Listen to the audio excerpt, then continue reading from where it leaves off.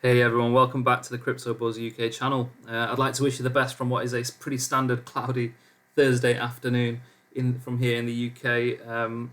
Quite a lot has happened in the charts, as we know. I've got tons to cover. I'm going to drill through it. If you do like this content, you find it interesting or valuable, please like and subscribe. In terms of the fear and greed index, I always take a sentiment read. We're at extreme fear. This obviously the equities are down. All three are down marginally. I think, 1%, and just shy of 1% on the Nasdaq. This made me think when I saw it earlier. I thought, blimey, where possibly could we be in the market cycle? Cross-checked it with crypto. It's similar story here. The turn of the week. We've just dropped down into the deeper levels. We can't stay at these levels forever. So obviously, I thought, well, where do we check? And I thought, well, we'll check the Wall Street cheat sheet. Obviously, it's the full market cycle, the full psychology.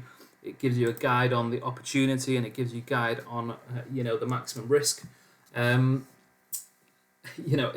me, it's pretty clear. We're in the bottom zone here. I don't think we've bottomed yet. I think we've still got a bit more work to do. I'll cover timeframes shortly. I actually think our time frame is a lot shorter, given the propensity, the intensity of the movement today to the downside. But either way, we're certainly seeing panic. We're certainly seeing some element of capitulation, and there's definitely a bit of anger in the market. I was looking at this, cross-checking it with what the numbers are, and then I bumped into this brilliant tweet by Raoul Pal. If you don't follow him, you've got to follow this guy. It's brilliant, but I'll just focus on this part of the thread. Raoul Pal pretty much states crypto is in full panic mode. All the monkeys are flinging poo at each other, or me, monkeys being the NFTs. It's a sign of approaching the lows. March 2020 was very similar in levels of fear, anger, vitriol, shock, and panic. June summer last year was less. So that's Raoul Pal. He's got a pulse on the market. He's got macro, under his belt. He's extremely bullish on this space, but very practical and realistic, and weaves all of his work together. It's his life's work, and that's his opinion. We are approaching the lows. It's the sign of approaching lows, and the mention of anger, the mention of fear, the mention of panic. I've been talking about it for the last few days. It's everywhere, which supports this idea that we are probably approaching the bottom. We're certainly not anywhere on the up. We're certainly on the down. We're well past anxiety.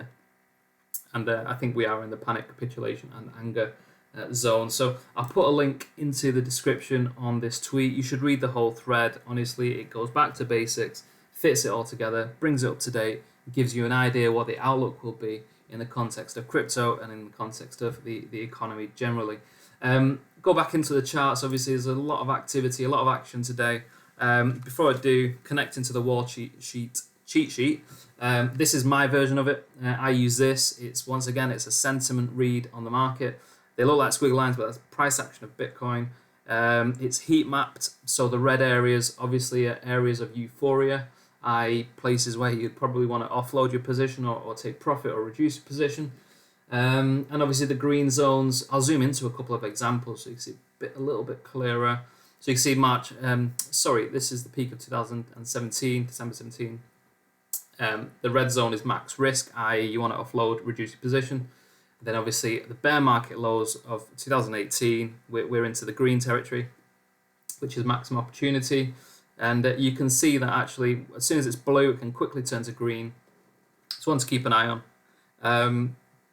And even in April, June 19, we had a degree of euphoria of risk, and then in March 2020 with the Rona dump, we were straight into the green zone. In terms of trying to explain how this indicator has been made, it takes into account volume, momentum, price change, and obviously the VIX. And you can see the run up all the way to about 64,000 summer last year.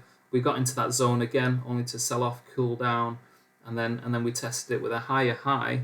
But either way, we're not in the green zone. We're not quite bottomed, as you can see.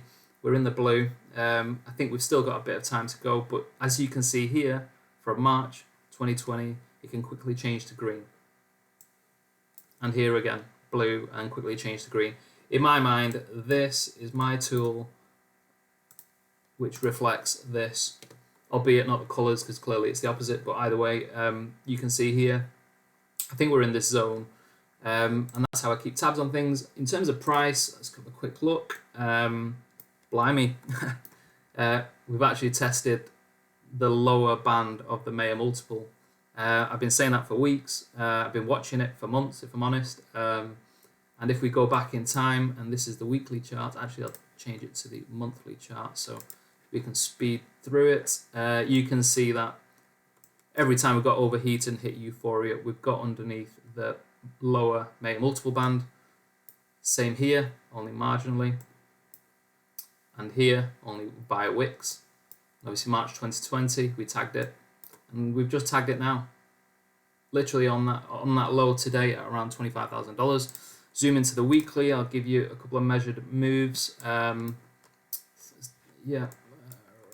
So here, zoom right in for you. Take a measured move from the point that we breached it on the line down to the lows. It was a drop, and by the way, this low was the all-time low, basically the bear market bottom. It's 15.5%. Take the next one. Obviously, you've got to take into account this was a bit of a black swan event, but either way, we're at 18%. So 15 to 18%. You know, there's not actually a huge range there. So assuming we do 15% from the point of breaching, 15% takes us slightly higher. Well, gosh, I'm struggling. But just over $21,000. And if we do fall to the full 18%, it's $20, which is the previous all-time high. You know, from 2017. So, you know, it's no surprise there. I've been saying it for weeks. It's pretty much the zone that you'd want to, you know, accumulate, add to your position, build your position. It will take some time. I do think these sorts of deviations happen and will happen and continue to happen. This obviously is a falling wedge, which is inherently bullish. So deviations are welcomed. In fact, yesterday on my yesterday video, you know, I pretty much dotted out or plotted out a deviation here. Clearly, it's happened a lot sooner, which is why it's guided me to think, well, there's a lot of momentum to the downside here. It's happening a lot faster than most are expecting. It's the market makers doing all this, pulling the strings, etc. I do think the time frames are reduced. I do think we're probably going to reach the bottom in the next few weeks and months. It's not the time to be afraid, whilst everybody else is. As you can see here, there's a lot of panic, capitulation. It's not worth using your energy in that way. It's just staying calm, focused, relaxed, and have a plan and stick to it. Okay. In terms of what I want to highlight here was this huge deviation. I'm not saying that it's done. I'm not saying, oh, well, I predicted it. That's not the point. The point simply here was that we've got a deviation that's been bought right back up. Where has it been bought back up to? Well, we fell back within the original pattern, which was a falling wedge. So we're actually holding that line as support. Found support on this line here, resistance here, and support again earlier in the year in January. So we hope, well, probably will close on this line. And in terms of price of where it is, we're in the zone. Everyone is calling for $28,000, at least a couple of weeks ago. And, you know, my point was that, well, it's not 28,000 that we need to worry about. It's actually 29,000. So if we do actually get some support above 29,000 and hold it, then I do think there's a chance that we do have a rally, a small rally to the upside. We obviously have to find support on it. Only then do I think that there's scope for potential upside. But I do actually believe even if that happens, it may well be short-lived and we effectively test the lower levels. That's, you know, the a conservative scenario. A more likely scenario in my mind is that actually we do go higher, but actually it's only a deeper retrace into the zone. And you know, it's only by coincidence it's marked as July. I do actually think the time frame is reduced. I think you know, really between a month and 3 months we'll find our bottom. May not happen, it may happen, but I do sense a degree of acceleration of volatility, intensity in terms of volume. It's all noteworthy stuff. It's important to keep an eye on, and that's what I'm seeing. In terms of the zone, the buy zone, really, as I said, it's between $21,000 up to 23. I think that fits with the previous price action, using that as a guide. Interestingly, in terms of anything that can provide confluence to that is obviously, or confluence or an indication that for support of that idea in the next 1 to 3 months. Obviously, I've mentioned the Mayer multiple. I do think this can change quite quickly on a dime. It can turn green, in which case we'll be adding to our positions. But interestingly, I recalled an article I read back in April from Arthur Hayes. If you were in crypto back in 2018, 2019, you'll know his name, you'll know his face, you'll know all the memes, you'll know everything about it. But he was he's a former CEO, co-founder of BitMEX, and this guy's background is pretty intense. I mean, he was an investment banker, I think, for Deutsche Bank and Citibank, I think, if my memory serves me right. But either way, he's extremely intelligent. He knows his stuff, so knowledgeable in the space and the wider sort of economic and political spheres. So he's well regarded. Stuff he says people listen to, and you've got to give this guy the respect. But this article is called a Q Trap. It's available on Medium. I'll put a link in the description. But it's a brilliant article from top to bottom. It's very long. It's about 8,000 words. But either way, he states this. He says Bitcoin and Ether will bottom well before the Fed acts and U-turns its policy from tight to loose. Okay. The great thing about 24/7 market accessible to all humans with internet. But this is the main point here. By the end of the second quarter in June of this year, I believe Bitcoin and Ether will have tested these levels. Well, guess what? He's right. They just got tested.